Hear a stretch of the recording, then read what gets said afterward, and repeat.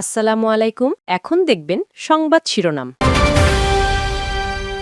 প্রার্থিতা প্রত্যাহারে শেষ দিন সরে দাঁড়ালেন বরিশাল ৫-এর জামায়াত নেতা মোয়াজ্জম। ঠাকুরগাঁও ২-এ ভোট করবেন না স্বতন্ত্র জুলফিকার। গণভোটের প্রচারে আজও দেশের বিভিন্ন জেলায় উপদেষ্টারা দেশের সংস্কারে হ্যাকে জয়যুক্ত করার আহ্বান, গণতান্ত্রিক ও বৈষম্যহীন সমাজ গড়ার প্রত্যয়। সিলেটে এক আসন নিজেদের করতে মরিয়া বিএনপি জামায়াত। নির্বাচনের প্রত্যাশার পুরোটাই বুঝে নিতে চান চুয়াডাঙ্গার ভোটাররা। গোপালগঞ্জে ইঁদুর মারার বৈদ্যুতিক ফাঁদে ১ বছরে প্রাণ গেছে ১২ জনের।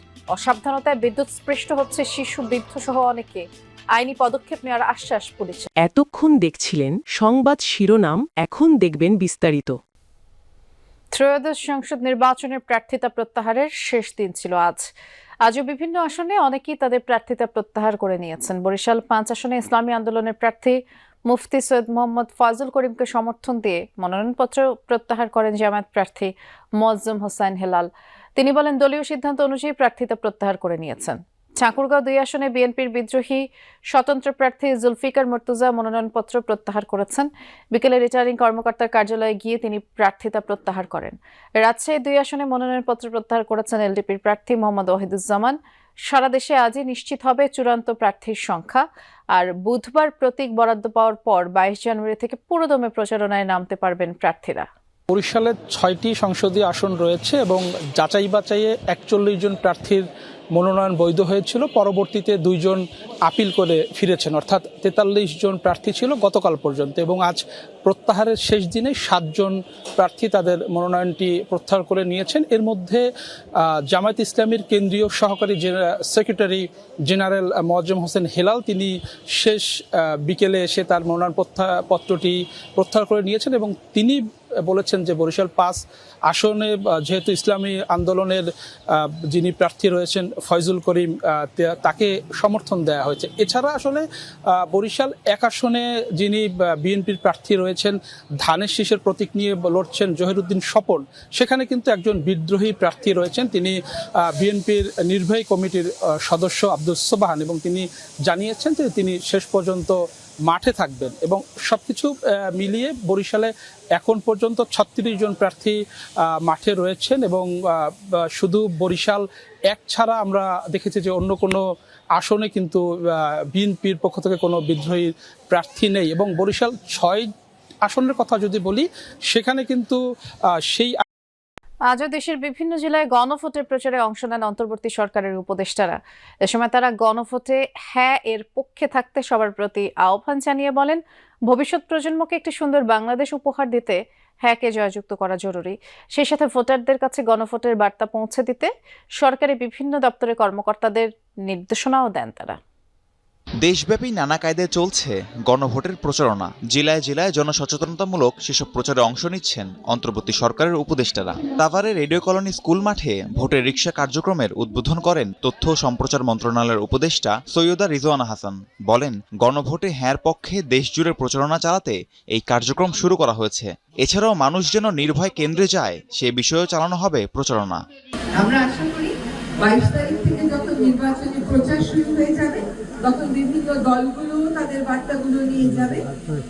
আমরা ১২ই ফেব্রুয়ারিতে একটা স্বচ্ছ, অংশগ্রহণমূলক, স্বতঃস্ফূর্ত, শান্তিপূর্ণ পরিবর্তনের ভোটে। সিলেট ১ আসনে যে দল জয়ী হয় তারাই রাষ্ট্র ক্ষমতায় যায়। দীর্ঘদিন ধরে এমন মিথ প্রচলিত। পট পরিবর্তনের পর আসনটি এখন নিজেদের করতে মরিয়া বিএনপি ও জামায়াত। ২ দলই জয়ের ব্যাপারে আশাবাদী। ভোটাররাও মুখিয়ে রয়েছেন নিজেদের পছন্দের প্রার্থীকে জয়যুক্ত করতে। তবে ভোটের দিনের পরিবেশ নিয়ে শঙ্কাও রয়েছে। সিলেট সিটি কর্পোরেশনের ৩৬টি ওয়ার্ড এবং সদর উপজেলার ৭টি ইউনিয়ন নিয়ে গঠিত সংসদীয় আসন সিলেট ১। স্বাধীনতার পর থেকে ২০২৪ পর্যন্ত এই আসনে বিজয়ী দলই কাকতালীয়ভাবে আসীন হয়েছে রাষ্ট্র ক্ষমতায়। পরিবর্তিত পরিস্থিতিতে এই আসনে জয় পেতে মরিয়া বিএনপি ও জামায়াত। ভোটাররাও মুখিয়ে আছেন নিজেদের পছন্দের প্রার্থীকে জয়যুক্ত করতে। তবে কিছুটা শঙ্কাও রয়েছে ভোটের দিনের পরিবেশ নিয়ে। ভোট আসে, ভোট যায়, প্রার্থীরা প্রতিশ্রুতি দেয়, নির্বাচিতও হয়। তবে খুব একটা ভাগ্য বদল হয় না চুয়াডাঙ্গার মানুষের। এবারের নির্বাচনে নিজেদের প্রত্যাশা আর প্রাপ্তির পুরোটা বুঝে নিতে চান ভোটাররা। তাদের চাওয়া আসন্ন নির্বাচন যেমন হবে ইতিহাসের অংশ, আর নির্বাচিত সংসদ সদস্যরাও রাখবেন সফলতার স্বাক্ষর। জেলার সমস্যাগুলো চিহ্নিত করে সমাধানের পাশাপাশি সুশাসন প্রতিষ্ঠা ও গণতান্ত্রিক চর্চায় এগিয়ে থাকা প্রার্থীদের নিয়েও আলোচনা চলছে সবখানে। এর দক্ষিণ পশ্চিমের সীমান্তবর্তী জেলা চুয়াডাঙ্গায় এবার মোট ভোটার 10 লাখেরও বেশি। 2 আসনে নির্বাচিত হবেন 2 জন প্রতিনিধি, যাদের ঘিরে আবর্তিত হচ্ছে জেলার সাধারণ মানুষের প্রত্যাশা। অতীতে উন্নয়নের নানা প্রতিশ্রুতি দিয়েছেন অনেকেই, সংসদেও গেছেন, কিন্তু ভোটারদের প্রাপ্তির খাতা শূন্য। পূর্বের মতো কেবল ইতিহাস হতে নয়, বরং সফলতার ছোঁয়া রাখতে হবে নির্বাচিতদের, বলছেন ভোটাররা। শান্তিপ্রিয় একটা দেশ চাই, যেখানে যেই দল এসে শুধু আমাদেরকে কি দিতে পারবে, প্রত্যেকটা কাজের ক্ষেত্রে আমাদেরকে সমান অধিকার রাখবে, সমানভাবে আমরা যাতে চলাফেরা করতে পারি। গোপালগঞ্জের ফসলি জমিতে ইঁদুর মারার জন্য পেতে রাখা বৈদ্যুতিক ফাঁদ এখন সাধারণ মানুষের জন্য মরণ ফাঁদে পরিণত হয়েছে। গত 1 বছরে জেলায় এই ফাঁদে বিদ্যুৎ স্পৃষ্ট হয়ে প্রাণ গেছে শিশুসহ অন্তত 12 জনের। সবশেষ গত শনিবার শিশুসহ 3 জনের মর্মান্তিক মৃত্যু আতঙ্ক আরো বাড়িয়ে দিয়েছে। কোনোভাবেই এই ফাঁদ ব্যবহার করা বন্ধ করা যাচ্ছে না। এ বিষয়ে আইনি পদক্ষেপ নেওয়ার পাশাপাশি সচেতনতার কথা বলছে পুলিশ। মাত্র 10 মাস বয়সী সাইফান হাসান হাঁটতে শেখেনি, কথাও বলতে পারেনি ঠিকঠাক, কিন্তু তার ছোট্ট জীবন থেমে গেল এক বৈদ্যুতিক ফাঁদে। সেই ফাঁদে প্রাণ হারান তার দাদি সহ আরও একজন। এক রাতে পরিবারের 3 জনের নিথর দেহে স্তব্ধ হয়ে যায় গোপালগঞ্জের কাশিয়ানী উপজেলার তেতুলিয়া গ্রাম। সিলিন্ডার তো বলে কারোর কাছে আসে না, যদি দুর্ঘটনা ঘটলো এখন তো দায়ভার তো নেওয়া হয়তো কষ্টকর। যেখানে মানুষের মৃত্যু ঘটতে পারে সেখানে তো এই সমস্ত কাজ করা আদৌ ঠিক না। ওরকম একটা ঘটনা ঘটছে, ওরকম ঘটনা ঘটাবার সবাই সতর্ক করছিল, কিন্তু কেউই তা মানে নাই, যার যার ইচ্ছে মতন দেশেই করছে।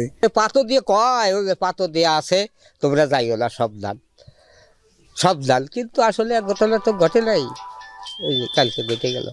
ইঁদুর মারার নামে বিভিন্ন উপজেলায় কৃষকরা জমির ফসল রক্ষায় খোলা জিআই তারে বিদ্যুৎ সংযোগ দিয়ে তৈরি করছেন ফাঁদ, কিন্তু অসাবধানতায় এসব ফাঁদে আটকা পড়ে ঘটছে একের পর এক প্রাণহানি। গত 1 বছরে এই পদ্ধতিতে বিদ্যুৎ স্পৃষ্ট হয়ে প্রাণ হারিয়েছেন অন্তত 12 জন।